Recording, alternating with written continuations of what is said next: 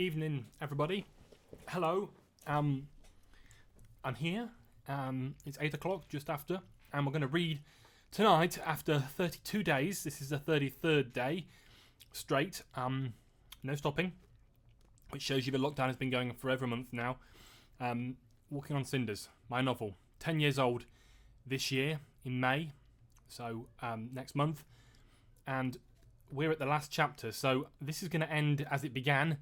I'm going to read the final chapter and the epilogue in one go. So a little bit longer video tonight, as we did with the first and second chapters the first time we did this. So that's what we're going to do. First of all, a little bit of news though. I'm hoping this will cheer you up tonight. I've had a bit of a down couple of days. I'm feeling slightly better now. I have plenty of tea, by the way, in my Monsters Incorporated mug for this evening, and I'm ready to go. But I did a quick Twitter poll earlier on today, asking people if they've enjoyed these readings and if they want me to continue to read, because I have other things that I can read. In fact, I have. Let me just have a look for it here. You're catching me on the fly here. I have this book, The Kraken's Curse, which I actually wrote when I was 16, so it's 2 years older than Walking on Cinders is. And I'm happy to read this. This book doesn't have half as many chapters. This book has, let me have a look. Oh no, has 30 chapters.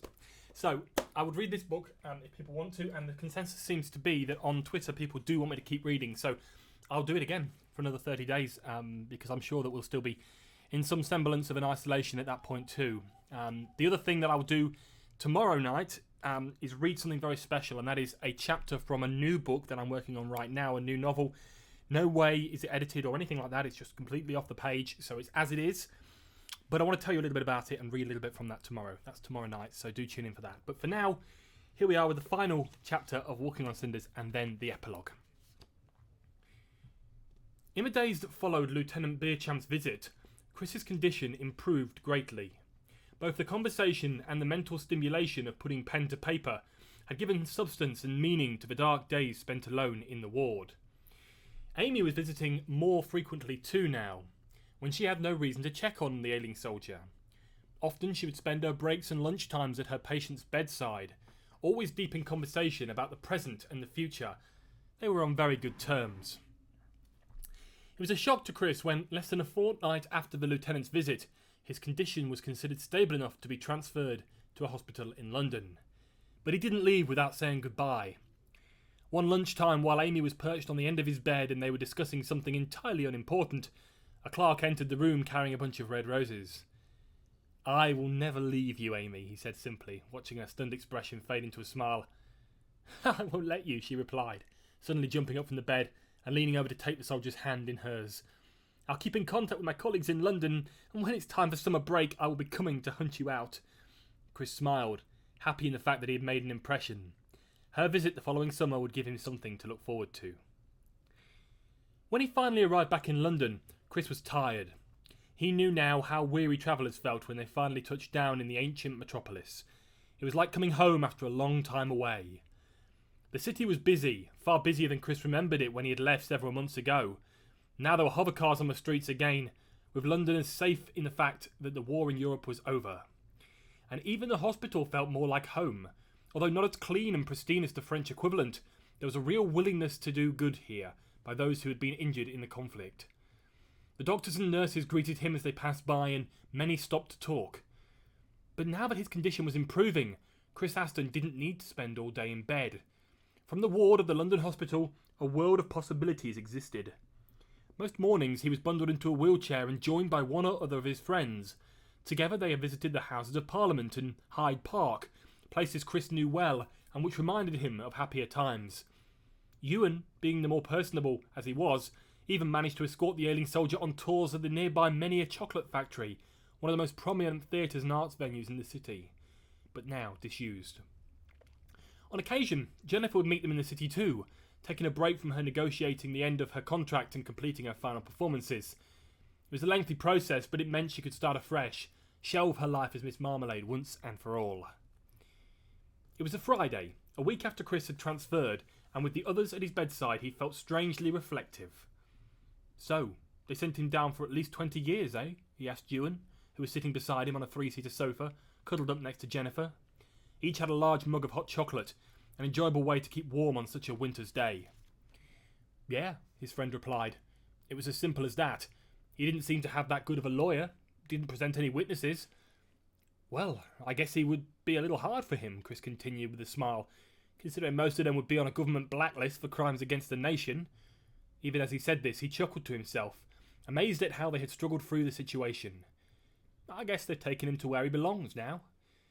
That's just what we said afterwards, Jennifer interjected, yawning. It's just a shame that I fainted halfway through. Ewan laughed. Well, it was a bit of a revelation, he smiled. It's strange to think about everything we've been through, Chris continued, reminiscing somewhat. It's been quite an adventure, and it's changed us. I mean, we would never have met Belle and Renee Levette. He smiled at the twins who were sat cross-legged on the end of the bed. Yeah, and we would never have ruined their lives forever, Ewan joked, taking them away from that brilliant village where they had so much potential. Beside him, Belle made a face. Thanks, Ewan, she said, nudging her sister. Yes, Rennie agreed. We would have had love to have stayed with our papa. You know, there are so many beautiful men in the village, it would have been perfect. Even as they spoke, giggles were spilling from their lips. Well, let's just hope you find your mother then, Jennifer cut through the laughter. If your father was that bad. Silently, Chris looked around the little group and thought to himself, this is how things are meant to be. So, Ewan, he turned to address the soldier directly, a mischievous smile on his face. When are you going to make an honest woman out of this one, eh? The question had been on everyone's lips for weeks. Ewan blushed and Jennifer pulled a cushion from the sofa to cover her face. We'll see, is the only reply that came after a moment of awkward waiting. But as he said it, Ewan Roberts had a mysterious twinkle in his eye. Jennifer dropped the cushion and moved the conversation on to a more approachable subject. It's getting late, and we really should be heading back to the hotel. The twins are leaving in the morning and they could do with a good night's sleep. Instinctively, she had taken on the role of the mother. Oh, do we have to? The twins cried in chorus. We are not that tired, really, and it is the last time that we will all be together. To look at them painted an interesting picture, each resting their head on the other's shoulder as if they were children again. Ewan had just opened his mouth to agree when Chris beat him to it. No, girls, Jennifer is right, he said slowly. You should go and get some rest. Ewan's booked a taxi, so I know you'll be there. Ewan's booked a taxi, so I know I'll be there to see you off tomorrow. I wouldn't miss it for the world. It was all that needed to be said. As the friends embraced each other and wished Chris a good night, the soldier couldn't help but shed a tear. Come this time tomorrow, the twins will be back in France, searching for their mother. As he watched them walking down the corridor, he was certain that they would find her, and sometime, somewhere in the future, fate would bring them all together again. Later that evening, when the sun began to fade at the end of another long day, Chris lay awake knowing that he finally understood. He was loved and in the company of friends. It was them and them alone who had united to fight an evil greater than any other, the evil of war. The path that they had trodden was well worn, for many had followed its way in the past, and countless others would do so again in the future. Together they had played just a small part in the history of this ever-expanding world, yet at that moment it was this bravery and personal sacrifice that meant the most. Slowly, he rose from the bed where he lay and looked out of the window. Even in the dusk of the evening and the bareness of winter, nature seemed so alive. He could not remember the last time he had felt like this, calm and at peace with the world. All of the wrongs had been righted and the world was set on a steady axis once more. Momentarily, a shaft of light reflected from somewhere further down the ward and hit the window, splashing a rainbow of colours across the glass. And for the second time that day, Chris Aston realised something. The light was a sign, the rainbow its messenger. All was well with the world, and their dear departed friend, Private Thomas Fisher, was looking down on them from above, making sure that it stayed that way. So that's the final chapter of my novel Walking on Cinders, chapter 33. And now I will read from the epilogue, which is set 15 years later.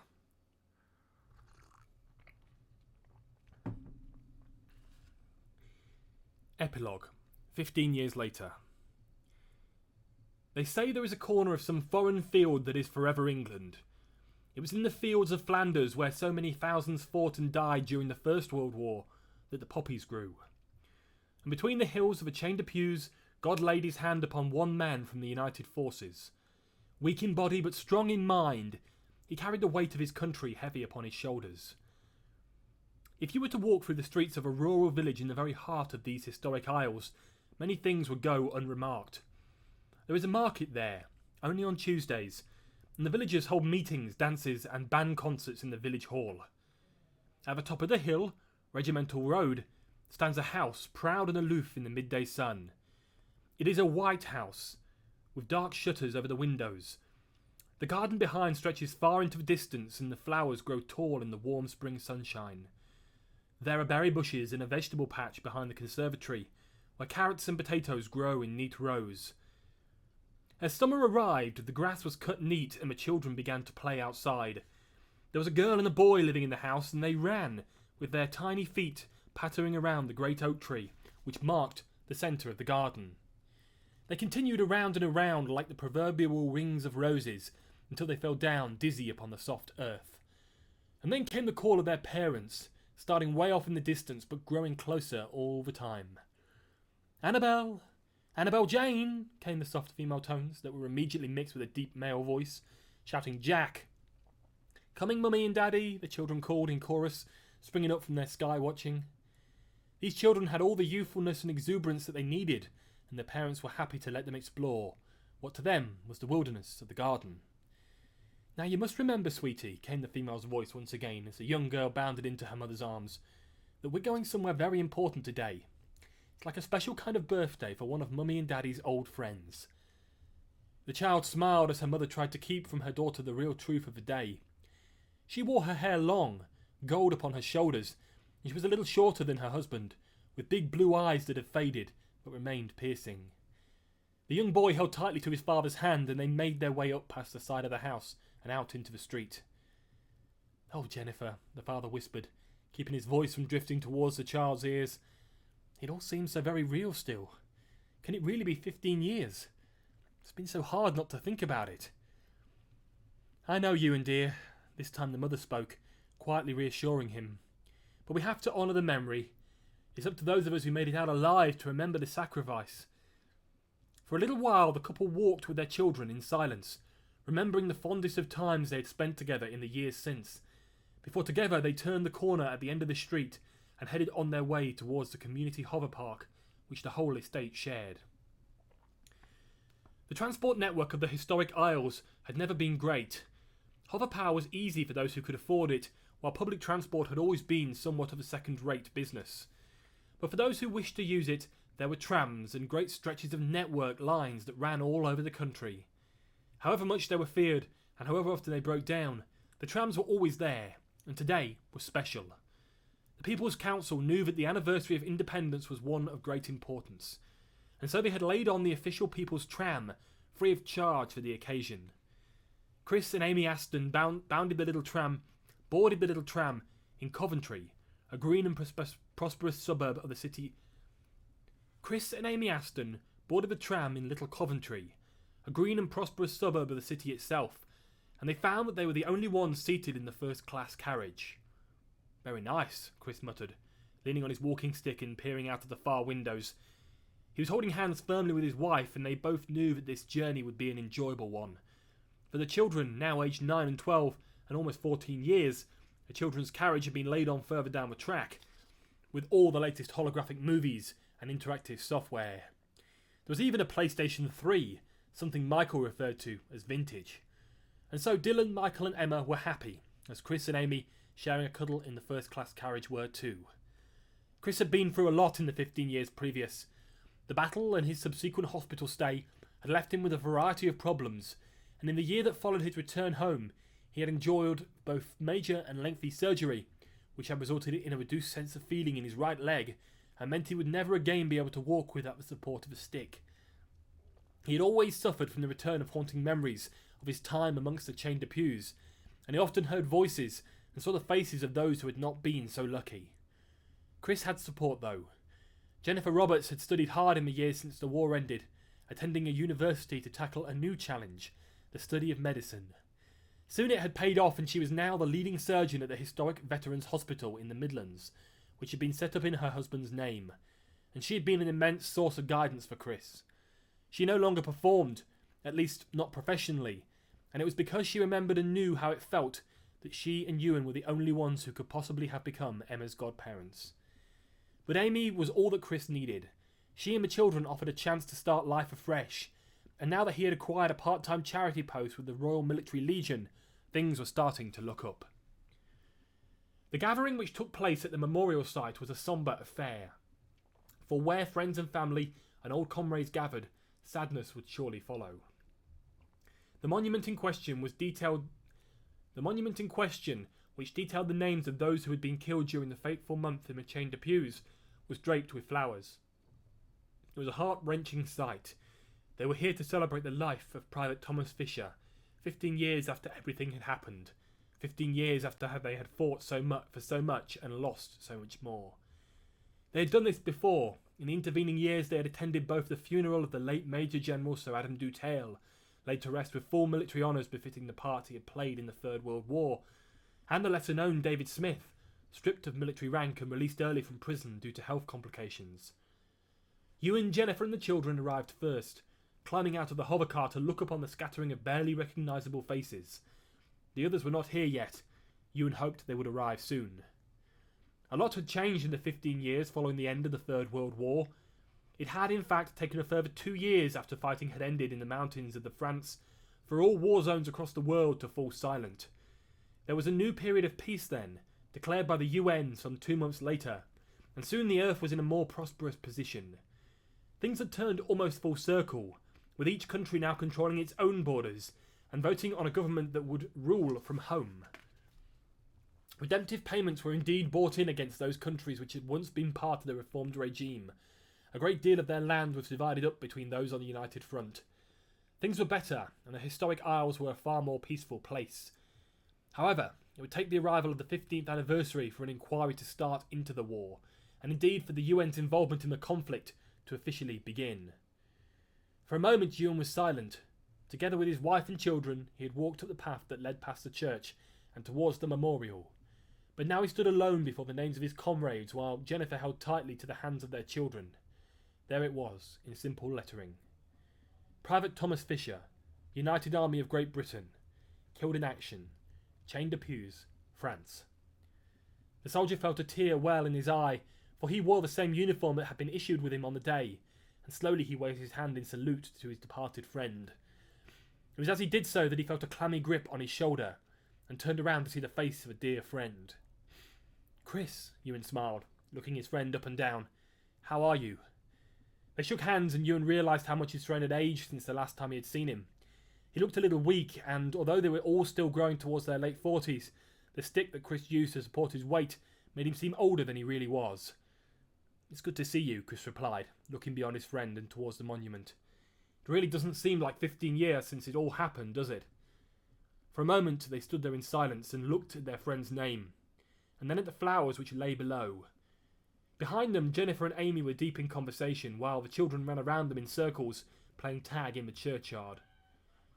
"I've got some flowers," Chris mused again. "They won't do him much good now, but it's nice to show your respect."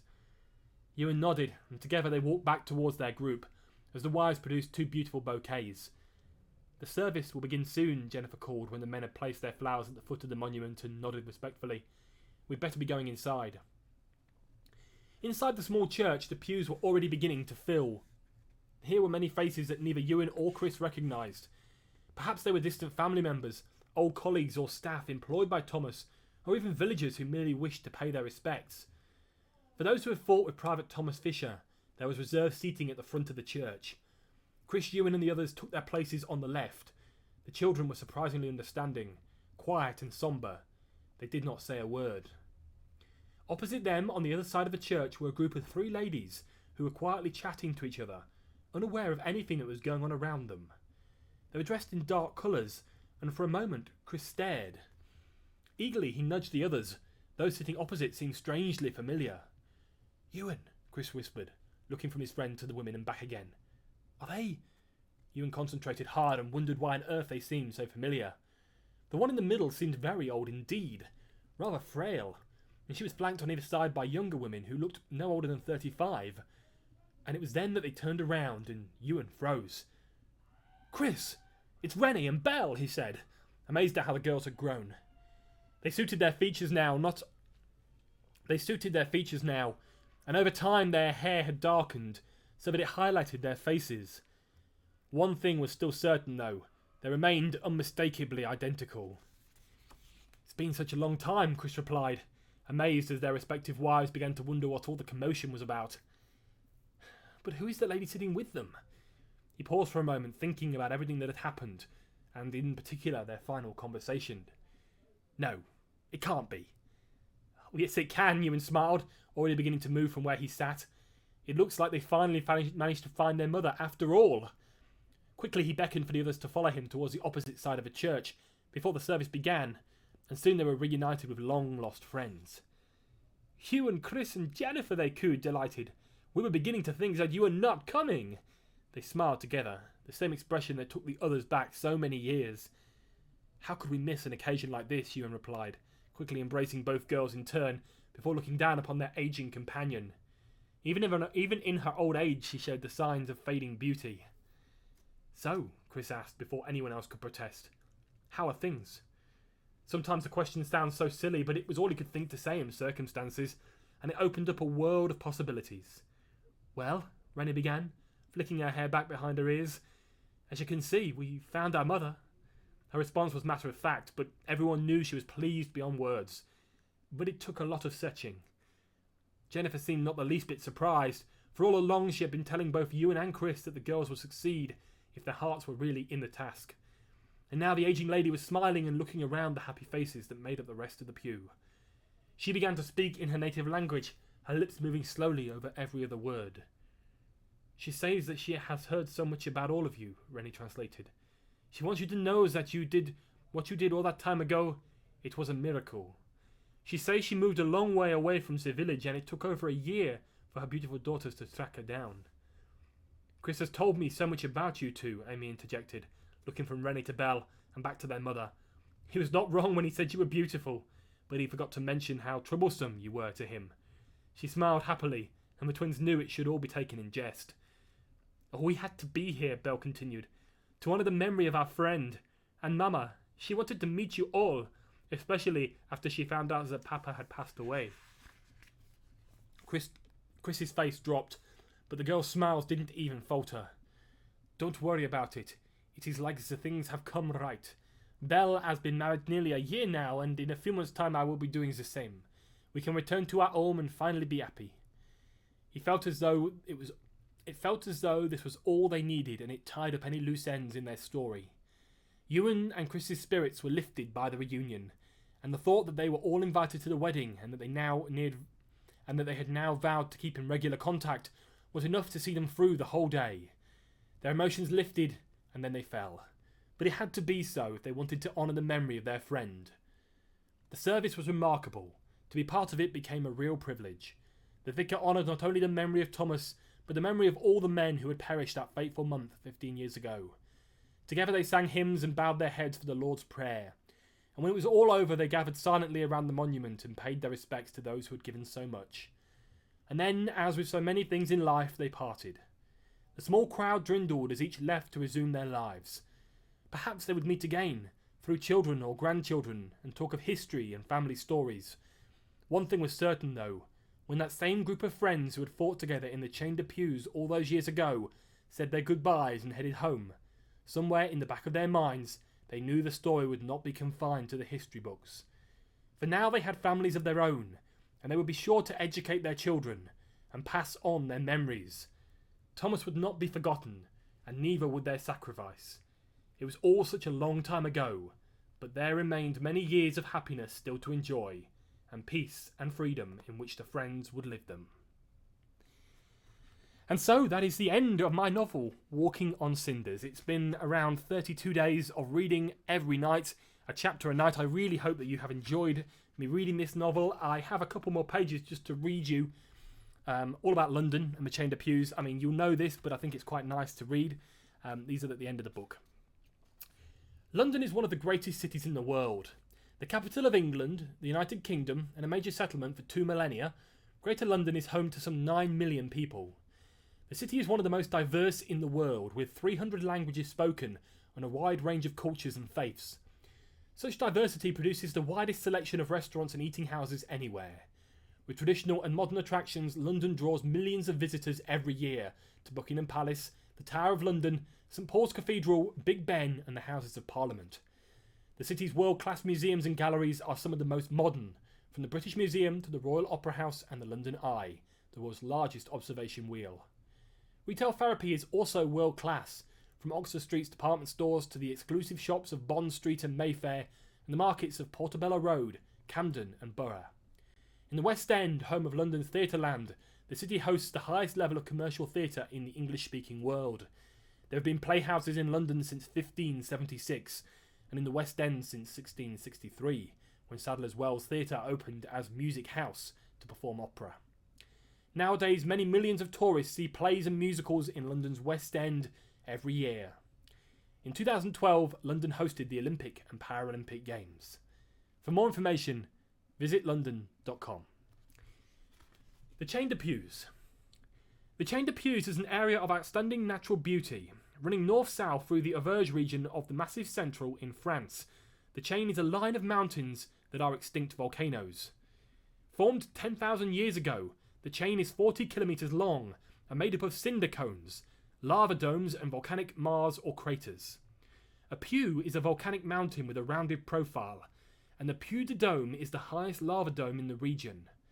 The local administrative department, Puy de Dôme, takes its name from the mountain, from the top of which are views across the Auvergne to Clermont-Ferrand, 10 kilometres away. Long popular with tourists, the area is a well-known centre for walking, paragliding and cycling, and the Puy de Dôme is an occasional stage finish for the Tour de France. The Chain de Pews is now largely covered in forest, and because of its natural beauty, is often used as a location for film and television.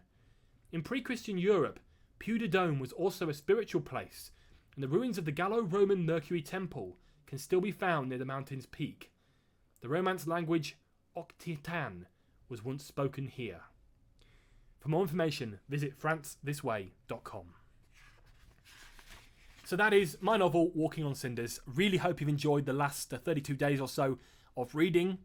As I have said on Twitter, I asked a question earlier if people wanted me to continue this, and they said yes, they do.